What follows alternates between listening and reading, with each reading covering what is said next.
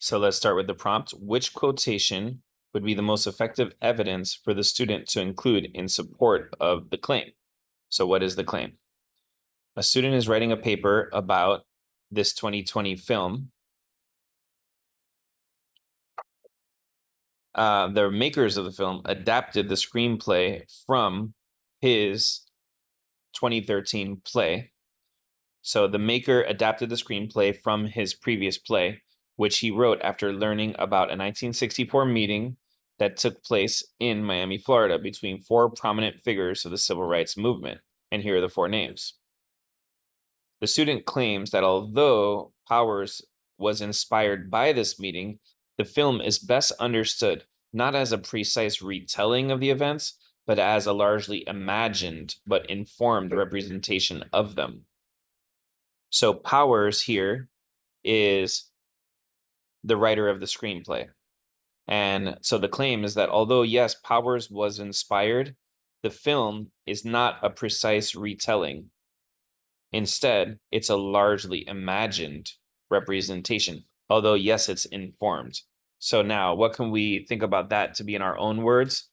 It was imagining the meeting, although it was informed in the sense that the Mr. Powers knew a lot about the people involved and had researched them greatly, although it was not a precise recounting of the meeting. So let's look at the answers. A, when Powers learned of the meeting, he initially planned to write a much longer work rather than focusing on the meeting itself. He initially planned to write a much longer work about the four participants rather than focusing on the meeting itself. That's more of a decision that he made about what he was going to write about, not the idea that he wrote an imagined account of the meeting. B, One Night in Miami received numerous awards and nominations, including an Academy Award nomination. So it received lots of awards and nominations. That has nothing to do with the idea that it's an imagined recounting of the meeting.